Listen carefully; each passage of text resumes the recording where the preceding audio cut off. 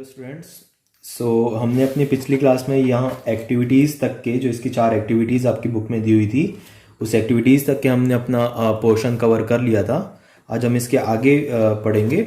उसके पहले हम एक बार फिर से चैप्टर को थोड़ा थोड़ा रिकॉल कर लेते हैं जिससे आपको आगे समझने में आसानी हो। ये हमारा चैप्टर है न्यूट्रिशन इन प्लांट्स, जिसमें कि हमने पहले तो देखा था कि फूड जो न्यूट्रिशन होता है वो क्यों ज़रूरी होता है किसी भी चीज़ के लिए, किसी भी प्लांट्स के लिए, किसी भी एनिमल्स के लिए। तो उसमें हमने प्लांट्स के बारे में देखा था।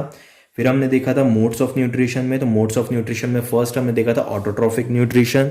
ऑटोट्रॉफिक न्यूट्रिशन क्या होता है? ऑटोट्रॉफिक न्यूट्रिशन वो होता है जिसमें कि प्लांट्स खुद से अपना फूड प्रिपेयर करते हैं, तो इसलिए उसे ऑटोट्रॉफिक न्यूट्रिशन कहा जाता है। फिर ऑटोट्रॉफिक न्यूट्रिशन एक था, सेकंड था हेटेरोट्रॉफिक न्यूट्रिशन। हेटेरोट्रॉफिक न्यूट्रिशन वो होता है जिसमें कि जो ऑर्गेनिज्म रहता है वो दूसरों पे डिपेंड होता है अपने फूड के लिए। हेटेरोट्रॉफिक न्यूट्रिशन हो गया।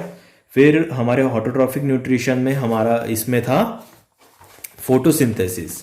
फोटोसिंथेसिस था जो कि होती है प्लांट की फूड मेकिंग प्रोसेस।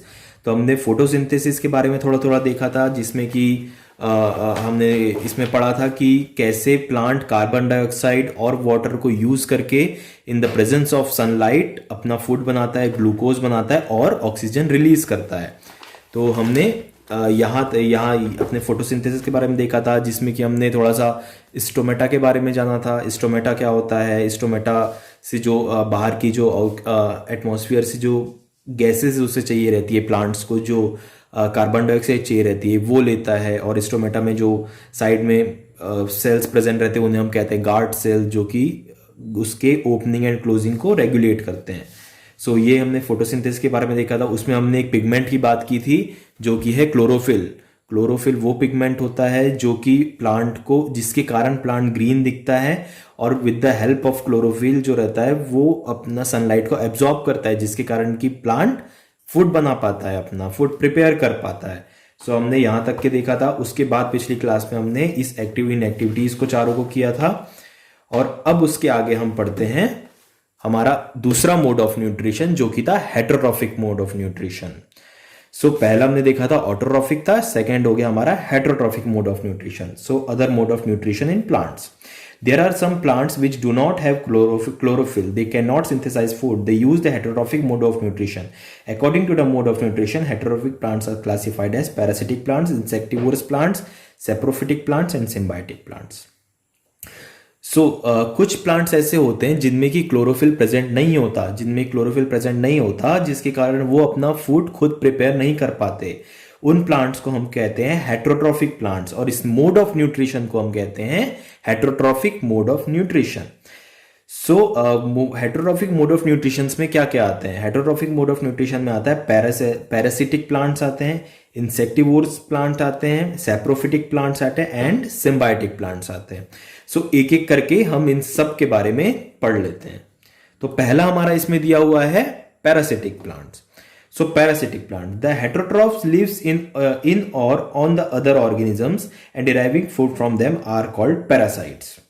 वो plants जो कि किसी और organism पर रहते हैं और अपना food derive करते हैं, अपना food उनमें से लेते हैं, उन organism या उन plants को हम कहते हैं parasites.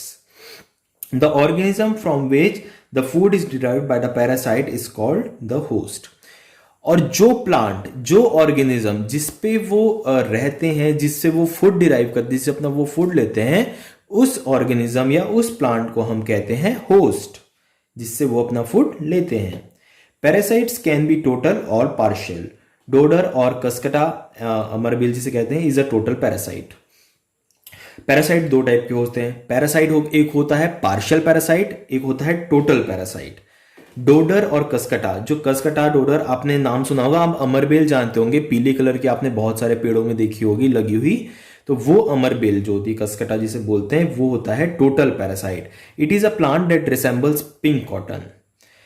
वो प्लांट होता है जो कि मेनली पिंक कॉटन पे जो एक प्लांट होता है उस पे आता है या उस पे रहता है। It is a plant that resembles pink cotton. It winds itself around the plants and suckers into them and absorb food. सो ये करता क्या है, ये उस प्लांट पे अपने आप को मतलब वहां पर पनप जाता है वो, और उस प्लांट्स पे अपने आप को वाइंड कर लेता है, अपने आप को घुमेट लेता है, और उस प्लांट में कुछ सकर्स अपने भेजता है जो कि उसमें से न्यूट्रिएंट सक करते हैं, उस प्लांट में से न्यूट्रिएंट सक करते हैं, उस प्लांट्स में न्यूट्रिएंट चूसते हैं।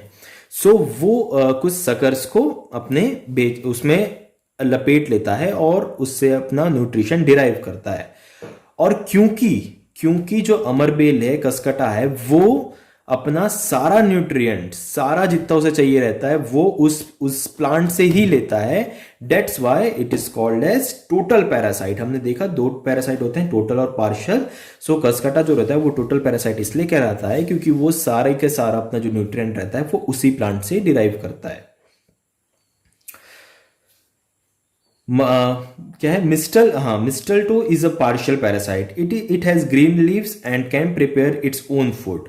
It grows on the trunks and branches of the certain trees to obtain water and minerals.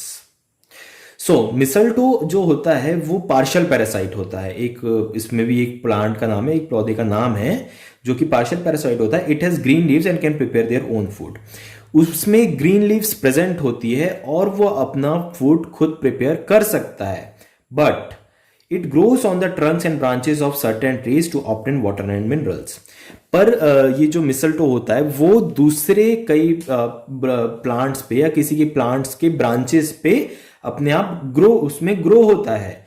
उससे जो अपना उसको जो वाटर चाहिए रहता है, उसको जो मिनरल चाहिए रहता है वो उससे डिराइव करता है। वो सारा न्यूट्रिएंट्स वो अपना उससे डिराइव नहीं करता, वो बस वाटर एंड मिनरल्स उससे लेता है, एंड उसके अंदर क्लोरोफिल रहता है और उसमें उसकी ग्रीन लीव्स रहती है जिसके कारण वो अपना फूड खुद प्रिपेयर करता है, बट उसका जो वाटर है, जो उससे मिनरल चाहिए रहते हैं, वो उससे डिराइव करता है। So that's why it is called a partial parasite. कि हमने देखा ये हो गया अमरबेल हो गई टोटल पैरासाइट और ये हो गया पार्शियल पैरासाइट, क्योंकि ये बनाता खुद है पर उसमें से वाटर एंड मिनरल्स जो रहते हैं वो एब्जॉर्व करता है। सेकेंड हमारा है insectivorous plants. There are some plants which fed on insects.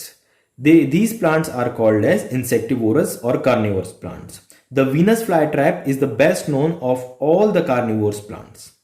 So जैसा कि आपको नाम से ही समझ में आ रहा है, इंसेक्टिवोरस प्लांट मतलब कि जो प्लांट जो कि इंसेक्ट पे फीड करते हैं, जो कि इंसेक्ट्स को खाते हैं, उन प्लांट्स को हम कहते हैं insectivorous plants. There are some plants which fed on insects. These plants are called insectivorous plants or carnivorous plants. In plants को हम और क्या कहते हैं? इन plants को हम और carnivorous plants भी कहते हैं। The Venus flytrap is the best known of all the carnivorous plants. Each leaf of the Venus flytrap is composed of two lobes, hinged together in the middle. Hinged together in the middle on the surface of each lobe are three triggered hair, and the outer edges of the lobe are fringed with stiff spikes. So जो Venus flytrap एक insectivorous plants का example है। सो Venus flytrap कैसा रहता है? Venus flytrap में दो lobe रहते हैं, दो ऐसे भाग रहते हैं जो कि बीज से जुड़े हुए रहते हैं। जैसे कि आप ये इसके डायग्राम में आप देख सकते हैं या इसकी फोटो में आप देख सकते हैं, ये हो गया हमारा वीनस फ्लाईट्रैप। देखिए इसकी दो लोब हैं, ये दो लोब हैं, एक लोब ये हो गया, एक लोब ये हो गया, और ये बीच से जुड़े रहते हैं। सो ये hinge together in the middle. On the surface of each lobe are three triggered hair and the outer edges of the lobe are fringe with stiff spikes. So इसकी सरफेस में इसकी जो वीनस फ्लाईट्रैप रहता है उसकी surface में three triggered hairs रहते हैं और आउटर एजेस में कुछ फिंगर लाइक स्टिफ स्पाइक्स रहते हैं, कुछ फिंगर लाइक कांटे रहते हैं, जैसे कि आप इस फोटो में देख सकते हैं।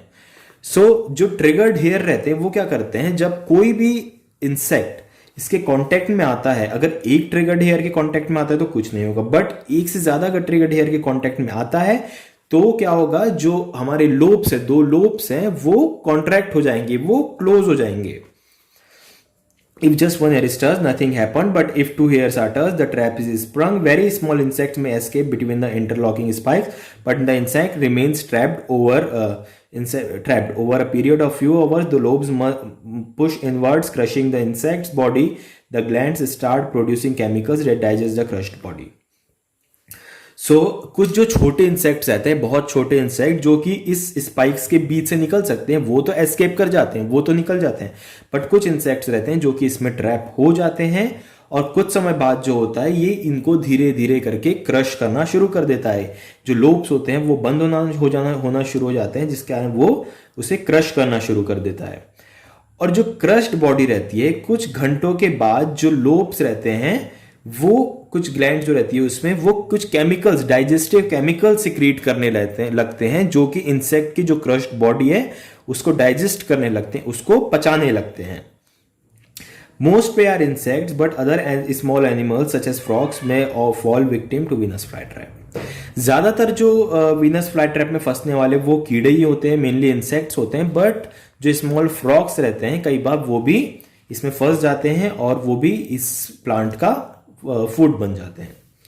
पिचर प्लांट, सेकंड हमारा एग्जांपल इंसेक्टिवोरस प्लांट्स में पिचर प्लांट्स।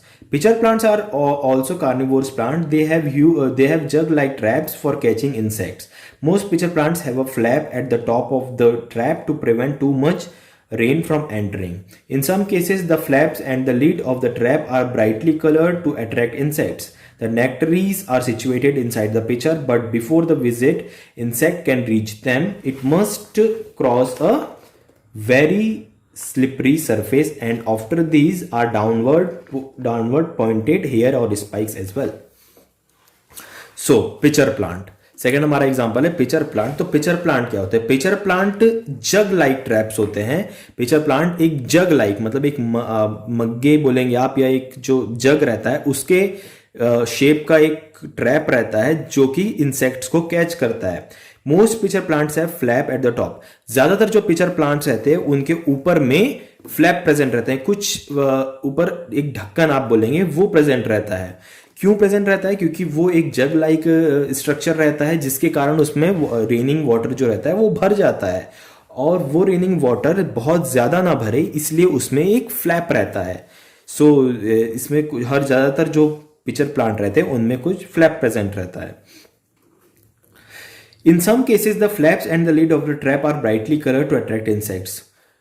कुछ केसेस में ऐसा रहता है कि जो फ्लैप रहता है वो ब्राइटली कलर्ड रहता है, जिसके कारण जो होता है इंसेक्ट उसमें उसको देख के अट्रैक्ट होते हैं। जैसे कि हम फूलों को देखें, फूल ज्यादातर ब्राइटली कलर्ड रहते हैं जिसके कारण उन पे इंसेक्ट अट्रैक्ट होते हैं और उन पे जाके बैठते हैं या उनसे नेक्टर लेते हैं। The nectaries are situated inside the pitcher, but before the visit, insects can reach. कुछ नेक्टरीज प्रेजेंट रहती है। नेक्टरीज मीन्स होती है जो नेक्टर प्रोवाइड करती है। एक नेक्टर जो मीठा सॉल्यूशन रहता है जो कि ज़्यादातर फूलों से मिलता है, उस सॉल्यूशन के लिए ही जो इंसेक्ट्स रहते हैं वो फूल पे या फिर किसी और प्लांट पे जाते हैं। जो नेक्टरीज प्रेजेंट रहती है वो इस पिचर प्लांट में प्रेजेंट रहती है, बट उसके पहले वो पिचर प्लांट की थोड़े अंदर वाले भाग में प्रेजेंट रहती है, जिसके कारण जो इंसेक्ट रहता है उसको पहले उसका ऊपर वाला उस भाग को क्रॉस करना पड़ता है। Cross a very slippery surface and of the these are downward pointed hair और स्पाइक्स एज वेल। वहां पर क्या होता है, और जो डाउनवर्ड एक मतलब डाउनवर्ड स्ट्रक्चर मतलब डाउनवर्ड साइड में रहता है वो, और अंडर में नेक्टरीज जो प्रेजेंट रहती है उसके आउट साइड का जो एरिया रहता है वो बहुत ज्यादा स्लिपरी रहता है, बहुत ज्यादा स्लिपरी रहता है, जिसके कारण क्या होता है जो इंसेक्ट रहता है वो उस नेक्टर को पाने के लिए उस पिचर प्लांट के अंदर जाने लगता है, और वहां पर वो या तो स्लिप होके या तो स्पाइक्स के कारण उस पानी में, जो पिचर प्लांट के अंदर जो पानी भरा हुआ है, जो लिक्विड भरा हुआ है, उसके अंदर वो गिर जाता है। इस तरह जो रहता है पिचर प्लांट अपना इंसेक्ट ट्रैप करता है। All this prevent the insect from getting the film foothold and cause it to fall into the liquid of the bottom of the pitcher. वही है कि इंसेक्ट जाता है उस नेक्टर के चाह में, पर उसके अंदर जाने के कारण वो स्लिप होने के कारण उसके जो स्पाइक्स है उनके कारण वो उस लिक्विड में गिर जाता है और इस प्लांट का फूड बन जाता है। इसके बाद आता है सेप्रोफिटिक प्लांट्स। अब सेप्रोफिटिक प्लांट्स क्या होता है? Saprophytic plants, the heterotrophs that feed themselves on the dead and decomposed body of the living things are called saprophytes. They secrete digestive juices on the organic matter to break down it into a solution. Saprophytic plants और saprophytes हम उसे कहते हैं जो कि dead animals या dead plants, जो dead organic matter रहता है उस पे अपने न्यूट्रिशनल रिक्वायरमेंट, अपने फूड रिक्वायरमेंट के लिए डिपेंड होते हैं और उनसे अपना फूड वो डिराइव करते हैं।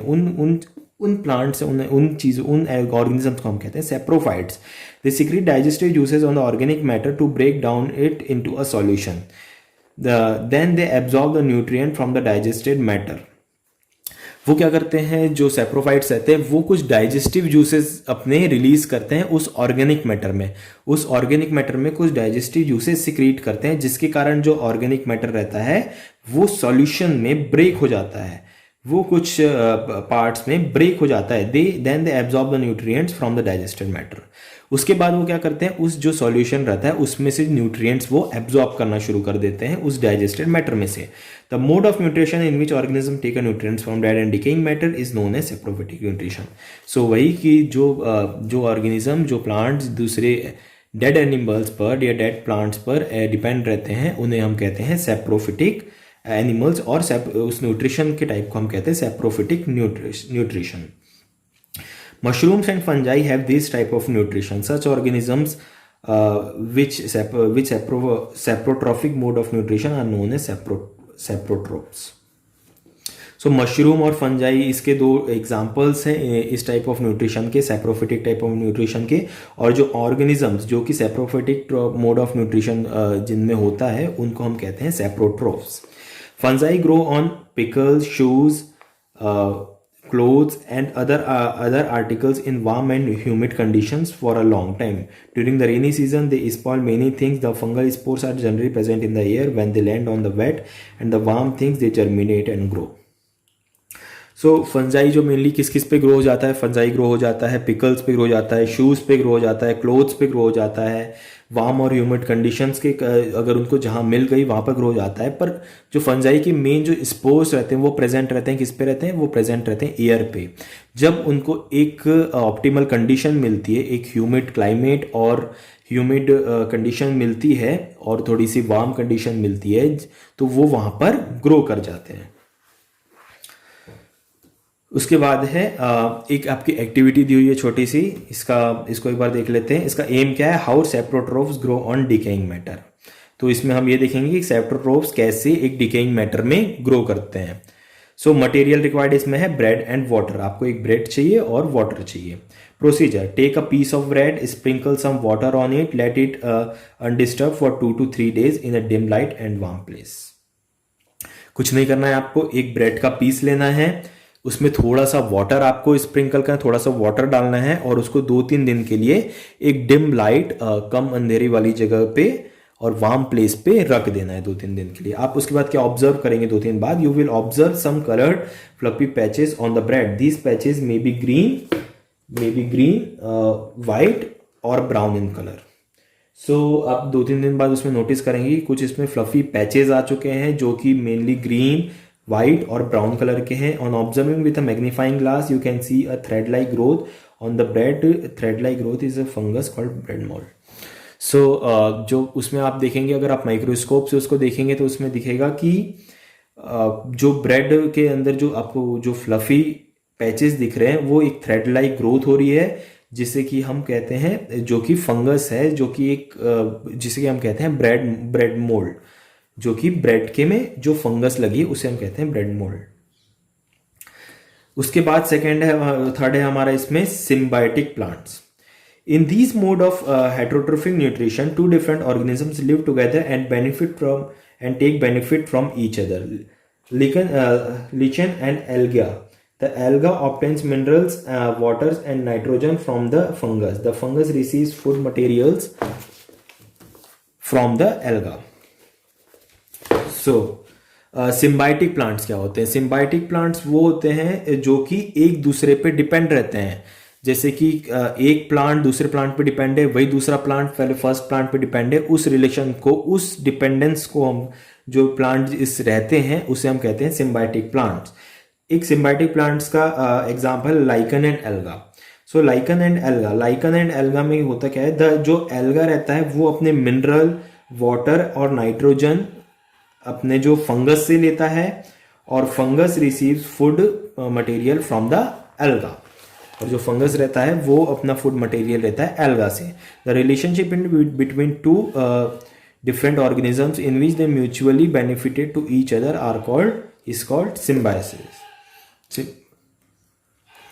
सो यही इसी रिलेशनशिप को, जिसमें कि दो ऑर्गेनिजम्स एक दूसरे पे डिपेंड रहते हैं अपने अलग अलग रिक्वायरमेंट्स के लिए, उसे हम कहते हैं सिम्बायोटिक रिलेशनशिप, और सिम्बायोटिक उसको प्रोसेस कहते हैं सिम्बायोसिस। लास्ट हमारा इसमें टॉपिक है how nutrients are replenished in the soil. Plant absorb a lot of nutrients from the soil. As a result, the amount of these nutrients keep on decreasing crop by crop in the soil. So, to maintain the quantity of nutrients in the soil, fertilizers and manures are added. Plants जो रहते हैं वो अपना absorb lot of nutrients from soil से बहुत सारे अपने nutrients absorb करते हैं। एज अ रिजल्ट होता क्या है, कुछ समय बाद बार बार उस पर प्रोडक्शन होने के कारण उसका जो न्यूट्रिएंट्स का अमाउंट रहता है उस सॉइल पे वो डिक्रीज होने लगता है, धीरे धीरे करके डिक्रीज होने लगता है। सो उसको मेंटेन करने के लिए, उस न्यूट्रिएंट्स को मेंटेन करने के लिए उसमें फर्टिलाइजर्स और मैन्योर, जो फर्टिलाइजर्स रहते हैं आर्टिफिशियल फर्टिलाइजर्स, और मैन्योर जो खाद रहती है उसको ऐड किया जाता है। These manures and fertilizers contain requisite nutrients such as nitrogen, potassium, calcium, phosphorus, etc. In fertilisers और मैन्योर्स में क्या होता है, इन फर्टिलाइजर्स और मैन्योर्स में कुछ न्यूट्रिएंट्स रहते हैं, जैसे कि नाइट्रोजन हो गया, पोटेशियम हो गया, कैल्शियम हो गया, फॉस्फोरस हो गया, etcetera. Most of the plants require a lot of nitrogen to make proteins. The soil becomes deficient in nitrogen after each harvest. So most of the plant जो रहते हैं, ज़्यादातर जो प्लांट रहते हैं उन्हें नाइट्रोजन चाहिए रहता है प्रोटीन बनाने के लिए। जो प्लांट प्रोटीन बनाते हैं उनको नाइट्रोजन चाहिए रहता है बहुत ज़्यादा अमाउंट में। The soil becomes deficient in nitrogen after each harvest. पर होता क्या है, बार बार मतलब बहुत बार उसी सॉइल पे प्लांट्स ग्रो करने के कारण जो होता है कुछ समय बाद धीरे धीरे जो नाइट्रोजन का अमाउंट है उस सॉइल में डिक्रीज होने लगता है। Plants can not use nitrogen directly from the atmosphere, this element is plenty in air. Plants directly nitrogen atmosphere से नहीं ले सकते, डायरेक्टली नाइट्रोजन एटमॉस्फेयर से एब्जॉर्ब नहीं कर सकते, जबकि भी नाइट्रोजन जो है वो एटमॉस्फेयर में बहुत ज़्यादा अमाउंट में प्रेजेंट है, पर प्लांट्स जो रहते हैं वो डायरेक्टली एब्जॉर्ब नहीं कर सकते। इसके लिए क्या चाहिए रहता है, इसके लिए एक बैक्टीरिया होता है जो कि कहलाता है राइजोबियम। राइजोबियम एक बैक्टीरिया रहता है जो कि नाइट्रोजन को एक सॉल्युबल नाइट्रोजिनियस कंपाउंड में कन्वर्ट करता है, डेट प्लांट्स कैन एब्जॉर्ब। सो वो एटमॉस्फेरिक नाइट्रोजन को राइजोबियम जो बैक्टीरिया रहता है वो एक नाइट्रोजिनस कंपाउंड में कन्वर्ट करता है जिसको प्लांट्स एब्जॉर्ब कर पाते हैं। But rhizobium depends on leguminous plants such as peas, the roots of these plants provide them food and shelter with nitrogen. So पर जो राइजोबियम बैक्टीरिया रहता है वो खुद लेग्यूमिनस प्लांट्स जो कि लेग्यूमिनस प्लांट्स रहते हैं उन पे डिपेंड रहता है अपने फूड रिक्वायरमेंट्स के लिए। जैसे कि रेगुलस प्लांट्स में हो गए, पीस के जो प्लांट्स हो गए, उन पे डिपेंड रहता है अपने फूड और शेल्टर के लिए। Rhizobium as a symbiotic relationship with leguminous plants and thus the restores the nitrogen content of the soil. जैसे कि हमने इसमें सिम्बायोटिक रिलेशन में देखा कि सिम्बायोटिक जो होता है उसमें दो चीज़ें एक दूसरे पर डिपेंड रहती है अपनी डिफरेंट रिक्वायरमेंट के लिए। उसी तरह राइजोबियम भी प्लांट पे डिपेंड रहता है क्योंकि प्लांट उसको क्या देता है, शेल्टर और फूड प्रोवाइड करता है, और उसके बदले जो राइजोबियम बैक्टीरिया है वो क्या करता है, वो नाइट्रोजन को कन्वर्ट करता है नाइट्रोजिनस कंपाउंड में जिसको कि प्लांट एब्जॉर्ब कर पाता है, जिसके कारण प्लांट अपना जो फूड रिक्वायरमेंट्स है उसको पूरी कर पाता है। सो ये भी एक सिम्बायोटिक रिलेशनशिप का एग्जाम्पल है। सो हमारा यहाँ पर चैप्टर खत्म हो गया है। इसमें एक एक्सरसाइज है जिसको कि हम देख लेते हैं जल्दी जल्दी। पहला है fill in the blanks. Fill in the blanks तो उसमें फर्स्ट है soil become deficient in blank after each harvest. So blank after each harvest इसमें क्या आएगा, इसमें आएगा नाइट्रोजन, क्योंकि हमने अभी पढ़ा कि धीरे धीरे हर बार हार्वेस्ट के बाद में जो सॉइल है वो नाइट्रोजन डेफिशिएंट होती जाती है। Cuscuta resembles blank cotton. हमने पिछले पीछे पढ़ा है कि जो कसकटा प्लांट रहता है वो किस पे रिसेंबल हो जाता है, किस पे रहता है, वो रहता है पिंक कॉटन पे। थर्ड है blank depends on leguminous plants. Blank depends on leguminous plants. So leguminous plants में कौन डिपेंड होता है, अब भी हमने देखा यहाँ पर कौन डिपेंड होता है, राइजोबियम। राइजोबियम जो बैक्टीरिया रहता है वो डिपेंड रहता है लेग्यूमिनस प्लांट्स पे। सेकंड है आपका true and false. So first है pitcher plant is a parasite.